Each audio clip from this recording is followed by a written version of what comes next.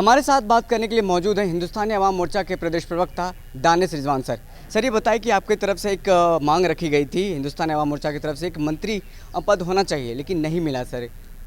देखिए, निसंदेह राजनीति में मांग की जाती है, हमने मांग करी थी, लेकिन जब गठबंधन की राजनीति होती है तो कुछ मजबूरियां होती हैं और हम उस मजबूरियों से पूरी तरह से वाकिफ़ हैं, तो हमें कोई फ़र्क नहीं पड़ता।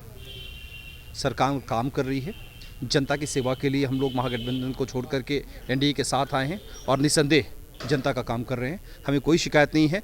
जो मंत्री बने उन्हें पूरी शुभकामनाएं हैं और मजबूती के साथ हिंदुस्तानी अवाम मोर्चा सरकार के साथ रहेगी। सर आज हमने देखा कि जीतन राम मांझी राजभवन से जब निकल रहे थे तो उनके चेहरे पर वो हाव भाव नहीं, जिस तरह से जीत का होना चाहिए, फिर उनको कहीं ना कहीं लग रहा था कि उनका होना चाहिए था। नहीं, ऐसा बिना जवाब दिए ही बस निकल गए वो। उनकी सेहत थोड़ी ख़राब है, सबको पता है, इसलिए वो मीडिया से थोड़ा कम रूबरू हो रहे हैं। लेकिन हमें कोई शिकवा शिकायत नहीं है। हम मजबूती के साथ माननीय मुख्यमंत्री नीतीश कुमार जी के साथ हैं। बिहार की राजनीति का एक तो बड़ा सवाल खत्म हो गया कि कैबिनेट विस्तार कब होगा, लेकिन एक और सवाल है जी, बिहार की राजनीति में एक बड़ा सवाल ये है कि राष्ट्रीय जनता दल के नेता कहते थे कि खरवास के बाद 17 विधायक आएंगे, राजद की सरकार बनेगी। उन विधायकों, उन नेताओं को जरा खोजिए कि वो नेता हैं कहाँ जो 17 विधायक लेकर घूमकर सरकार बना रहे थे और तेजस्वी यादव जी को मुख्यमंत्री बना रहे थे। ये बड़ा सवाल है। उनका ये सवाल था कि मंत्रिमंडल विस्तार कब होगा, हमने उसका जवाब दे दिया। अब वो बताए कि 14 तारीख गुजर गया, कब सरकार बना रहे, कब नेता प्रतिपक्ष तेजस्वी यादव को डिप्टी सीएम बना रहे, ये जवाब अब उनको देने का वक्त है। श्याम रजक हैं कद्दावर नेता राजद के, उनसे पूछिए ना, उनसे पूछिए। कैबिनेट का विस्तार हुआ, सरकार गिर जाएगी। कैबिनेट का विस्तार भी हो गया।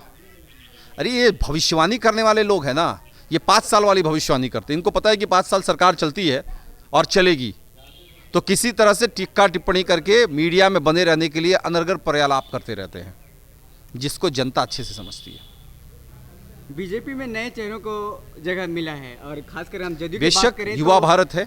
हमारे देश के प्रधानमंत्री आदरणीय नरेंद्र मोदी जी ने कहा है कि युवा भारत युवा के सहारे आगे बढ़ेगी और निसंदेह उसी तर्ज पर माननीय मुख्यमंत्री नीतीश कुमार जी ने भी, हमारे नेता श्री जीतन राम मांझी जी ने भी युवाओं को तवज्जो दी है।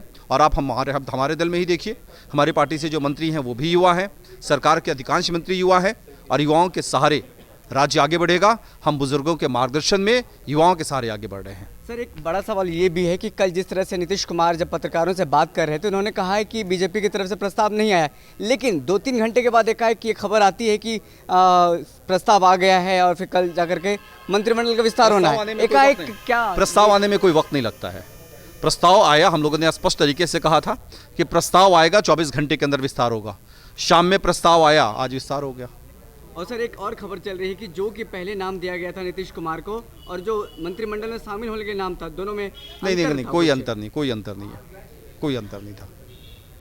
चलिए, बहुत बहुत धन्यवाद हमारे साथ बात करने। ये तो हमारे साथ बात करने के लिए दानिश रिजवान जी, जो कि हिंदुस्तानी अवाम मोर्चा के प्रदेश प्रवक्ता थे। उन्होंने तमाम बातों को लेकर के कहा और कहा कि राजद के जो तमाम नेता हैं जो कह रहे थे कैबिनेट का विस्तार होते ही सरकार गिर जाएगी, वो कहाँ है, तो ये लोग उनको ढूंढ रहे हैं। अब देखने वाली बात है कि राजद जो कि विपक्षी पार्टी है, इसको लेकर के क्या कुछ कहती है। लेकिन बिहार की राजनीति से एक बड़ा सवाल था कि बिहार कैबिनेट का विस्तार कब होगा, वो सवाल खत्म हो गया है। बिहार कैबिनेट का विस्तार हो गया है। 19 फरवरी से बजट सत्र शुरू होना है। बहुत बहुत धन्यवाद। अगर ये वीडियो पसंद आई और वह बिहार के राजनीति और बिहारियत से सरोकार रखेनी तो सब्सक्राइब बटन दबा के चैनल के सब्सक्राइब कर ली। ओजे एगो घंटी बा, ओकरा बटन दबा देला से कुल सटीक और मारक खबर रुआ मुफ्त में मिल जाई।